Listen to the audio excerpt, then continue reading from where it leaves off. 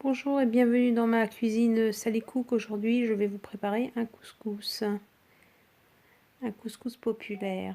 Vous aurez besoin de viande, veau, poulet, un oignon en lamelles, ou un gros oignon en lamelles, un demi-oignon émincé, de la coriandre, du persil, du curcuma, du paprika, du sel, de l'huile, des carottes, des navets, du potiron pour moi et de la semoule. Donc moi je choisis les grains moyens, vous pouvez choisir de la semoule fine. Donc vous mettez votre eau à chauffer dans votre couscoussier pour cuire la semoule. Moi je m'en sers une cuillère pour la semoule. Et dans votre plat, vous mettez donc la viande, les épices, 2 cuillères à soupe de sauce tomate, je l'avais oublié, 2 tomates, vous couvrez d'eau, voilà, vous salez, vous poivrez et vous mettez bien sûr de l'huile. Donc l'équivalent de 80 ml d'huile à peu près. Portez à ébullition. Vous épluchez vos carottes dans le sens de la longueur. Vous épluchez les autres légumes également. Vous rajoutez de l'eau donc à moitié. Vous rajoutez vos carottes. Ce sont les légumes les plus durs. Les légumes les plus tendres, on les mettra au fur et à mesure que la viande cuit. Donc l'ébullition reprend. On laisse cuire une dizaine de minutes. On prépare la semoule, on va la sabler avec de l'huile neutre, à peu près 3 cuillères à soupe à 4 cuillères à soupe d'huile. Vous sablez bien, il faut sentir que les grains sont bien imprégnés d'huile, pas trop non plus, voilà. Ça permettra à la semoule de ne pas coller. Ensuite, on va rajouter de l'eau froide, du sel, excusez-moi, et puis ensuite de l'eau froide pour faire gonfler les grains une première fois. Donc on met l'équivalent de 80 ml d'eau une première fois. On mélange bien avec la main. On rajoute de nouveau, vous voyez, 80 ml d'eau à peu près. C'est à la louche en fait, tout dépend de la quantité d'eau, de semoule que vous avez. Vous la laissez reposer, elle absorbe l'eau. Et là, vous la retravaillez avec les mains. Voilà ce que ça donne, une semoule bien légère. Voilà, donc maintenant on la met dans le couscoussier. On sépare bien les grains avec les doigts.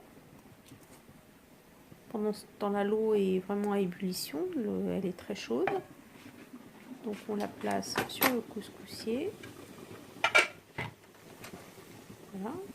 Et on couvre. On couvre pour que la vapeur d'eau ne s'échappe pas et permette à la semoule de cuire. Là, on peut rajouter un peu d'eau dans son plat et on rajoute les navets. Donc là, c'est au choix, les légumes. Il y a beaucoup de choix de légumes. Donc moi, j'ai choisi ceci. Vous pouvez en choisir d'autres. On reporte à ébullition. La semoule atteint une première cuisson. Quand on voit qu'il y a beaucoup de vapeur, qu'elle est très très chaude, on la reprend. Vous séparez à la fourchette pour ne pas vous brûler. Et on va rajouter de l'eau pour qu'elle réabsorbe encore un petit peu d'eau, pour qu'elle puise, qu'elle gonfle plus. Voilà, l'équivalent de 100 ml d'eau à peu près. Voilà. Pas trop non plus, il ne faut pas que les grains soient noyés à ce stade-là, surtout pas, sinon elle va être pâteuse. Et on laisse 5 minutes à peu près, on laisse la semoule gonfler.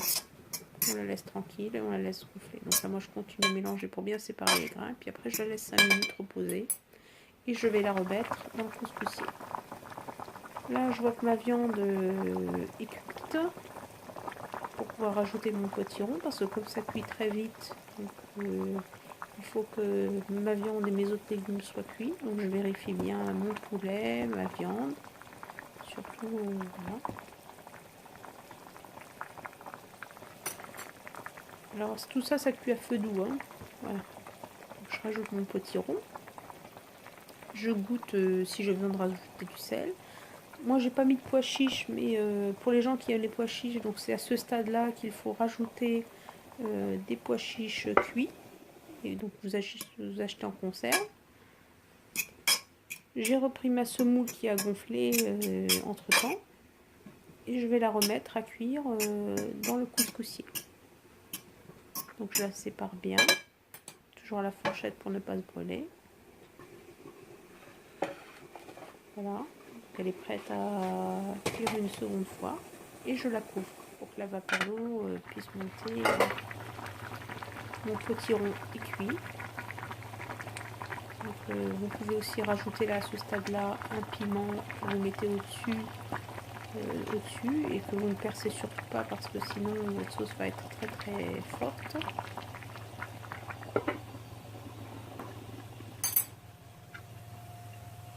Je vérifie si ma semoule est cuite. Donc il ne faut pas qu'elle devienne pâteuse, hein, mais il faut là donc ma semoule, je vais la retravailler une autre fois.